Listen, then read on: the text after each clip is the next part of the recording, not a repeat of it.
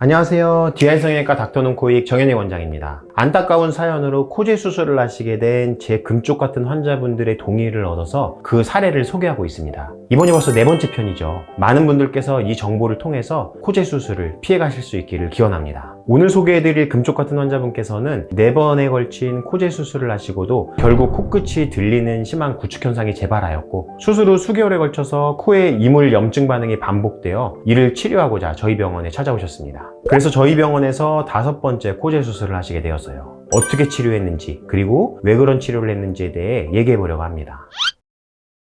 보통 코제 수술 하시기 전에 코제 수술 후기 많이들 찾아보시죠. 코제 수술 후기를 보시면 재수술의 이유는 상당히 다양합니다. 근데 그 중에서 가장 대표적인 것은 본인이 기대했던 결과와 다른 결과로 인해 모양을 좀 더 이상적으로 개선 시도하는 것이죠. 하지만 이미 이전 수술 과정에서 비중격과 같은 중요한 재료들을 사용했기 때문에 추가 수술에서는 인공재료를 사용할 수밖에 없는 경우가 흔합니다. 인공재료는 이미 의사들 사이에서는 알려진 내용이지만 조직 내에서 자리 잡는 과정에서 조직 반응이 발생하면서 장기적으로 재료의 성질이 변하고 이는 모양의 변형으로 이어지게 되죠. 그래서 수년 이후에도 모양이 차차 변해서 재수술을 계획하는 경우가 종종 발생하게 되죠. 근데도 왜 인공재료를 쓰냐? 제 개인적인 생각을 말씀드리자면 늑연골 수술 술기가 생각보다 까다롭고 경험이 누적되지 않으면 생각보다 결과가 잘 나오지도 않고 합병증과 같은 변수도 많은 수술이에요. 그렇게 쉬운 수술은 아니란 얘기예요. 그래서 쉽게 사용할 수 있는 인공재료를 쓰게 되고 늑연골이라는 선택지를 선택하기가 어렵잖아요.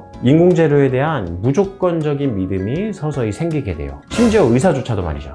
의사와 환자 모두가 이런 믿음을 가지게 되면 인공재료는 너무 좋은 재료로 둔갑되죠. 의사 입장에서는 아주 쉽게 확보할 수 있는 재료고 환자분도 큰 불편 없이 사용할 수 있고 재료를 몸에서 뺄 필요 없이 그냥 돈만 내면 되잖아요. 근데 장기 경과에서 문제가 발생하게 되면 결국 환자분만 손해를 보게 돼요. 의사는 재료비까지 추가로 받아가며 돈도 더 벌고 좋지만 환자분은 변형으로 인해서 또 재수술을 하게 되었잖아요. 장기적으로 서서히 변한다는 특징은 의사에게는 상당히 좋은 특징이에요. 수술의 직접적인 문제로 연결시키기가 상당히 어려워지게 되죠. 쉽게 사용할 수 있는데 그 책임은 환자한테로 간다. 여기서 핵심은 이런 가능성에 대해서 환자분이 인공재료를 선택하기 전에 명확하게 설명을 들었냐예요. 설명을 듣고도 본인이 만약 선택했다면 그것은 본인의 책임이 맞는 거죠. 이렇게 인공재료에 대해 장황하게 설명한 이유는 뭐냐? 오늘 소개해드릴 금쪽 같은 제 환자분의 경우에도 그와 마찬가지였기 때문이에요. 인공재료 괜찮다 이런 설명 들으시는 분들 많고 금쪽이 환자분께서도 병원에서 추천해 주시는 대로 그냥 믿고 진행하셨죠. 무려 4번을 시행착오를 거치셨어요. 그 과정에서 기증늑연골로 코끝을 높이고 엉덩이 진피도 쓰시고 인공진피도 쓰시고 콧대는 보형물도 쓰셨대요. 그리고 변형이 생기니까 경과 중간에는 수술을 받으신 코에 필러까지 맞으라고 권유받았다고 해요. 별의별 거를 다 넣으셨죠. 이 모든 게 제가 다 하지 말라고 하는 내용들이죠. 사실 의사라고 해도 수준이 모두 다 다르고 생각보다 경험이나 지식이 부족하면서도 자신감만 넘치는 의사들도 종종 계시거든요. 근데 의사가 이야기하면 또 그거를 안 믿을 수도 없잖아요. 제가 환자라면 어떨까 늘 생각하는데 진짜 답이 안 나올 것 같아요. 그래서 이번 금쪽이 상담 핵심 내용입니다. 다들 꼭 기억하세요. 코끝에는 반드시 내조직 쓰세요. 물론 내조직도 100%라고 말할 수는 없어요. 합병증이 발생할 가능성이 있기는 하다는 얘기죠. 하지만 인공조직보다는 훨씬 낫고 그게 최선이에요. 코끝에는 그냥 내조직 쓰는 거다라고 생각하세요. 기증늑연골 초창기부터 쓰시던 원장님들조차도 자가늑연골 수술 가능하신 분들은 이제 기증늑연골 안 쓰시려고 해요. 저는 재수술을 워낙 많이 하다 보니까 애초부터 기증늑연골을 안 써왔죠. 이거 왜인지 아직도 이해가 안 가시나요? 이분의 경우에는 코 안에 이물질이 많고 코구축이 계속 재발해서 조직 상태도 좋진 않았기 때문에 자가늑연골을 사용한 코제 수술이 불가피한 상황이었습니다. 게다가 실리콘의 이물 반응 이력이 의심되었기 때문에 콧대도 역시 자가조직인 늑연골로 모양을 만들게 되었습니다. 이전 코 수술에서 인공보형물로 인한 이물 반응, 구축 현상들이 발생한 경우에는 이물 반응이 없는 자가늑연골이 최선의 재료라고 볼 수 있습니다. 게다가 콧대에 늑연골을 사용하게 되면 코끝 지지구조의 구축 반응을 한 번 더 튼튼하게 잡아줄 수 있기 때문에 일석이조의 효과가 나타나게 되죠. 자, 저희 병원에서 코제 수술하시고선 그 결과가 어떠셨을까요? 궁금하시죠? 기존 수술로 손상된 조직들 때문에 수술상의 한계점이 분명히 있는 코였지만 그래도 나름 만족스러웠던 수술 결과였어요. 환자분께 수술적으로 교정이 상당히 어렵고 불가능할 수도 있다는 설명까지 드렸던 그런 내용조차 상당 부분이 개선되었거든요. 왜 이제야 인연이 닿았을까? 이 점 하나 아쉬웠던 점입니다. 그럼 수술 결과 보시도록 하겠습니다.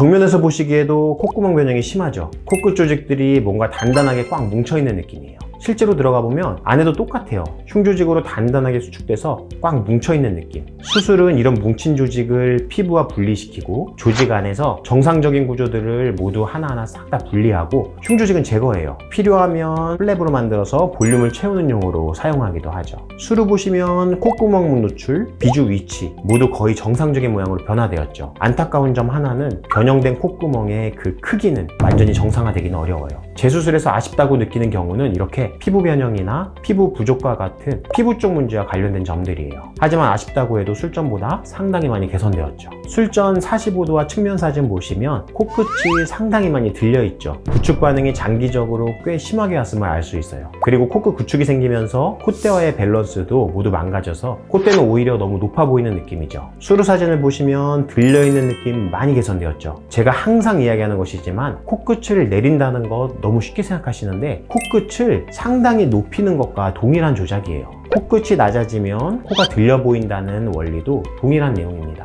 그래서 이렇게 구축이 심한 분의 수술은 코끝을 최대한 연장하고 높이는 수술이 필수적이죠. 코끝 높이를 보시면 입체감도 상당히 좋아졌고 모양도 아주 좋습니다. 콧볼 피부가 부족하기 때문에 당연히 귀족 수술도 병행해서 코바닥의 교정도 같이 이루어지게 됩니다. 코 바닥에서 보시게 되면 콧구멍 변형이 상당한 편이죠. 뭔가 코끝에서 꽉 잡히고 쭈그러든 느낌이죠. 저는 일반적으로 피부 변형이 일어났거나 피부가 부족해서 문제가 있는 경우에는 술전에 훨씬 까다롭게 설명드려요. 마치 거의 불가능한 것처럼 설명드리죠. 왜냐? 이게 의사의 책무이거든요. 환자분을 수술대에 눕히기 위해서 가능성이 높지 않은 술기에 대해서 허황된 거짓 설명은 절대 하지 않습니다. 그래서 가끔 서운해하시는 환자분도 있어요. 근데 말이죠, 수로 보시면 생각보다 교정이 나쁘지 않게 되었죠. 이렇게 잘 되면 다행이라고 생각하시면 됩니다. 괜히 술전에 헛된 기대 심어드리게 되면 만약이라도 피부양이 부족해서 생각보다 아쉬운 결과가 나왔을 때 그 실망감은 배의 배가 됩니다.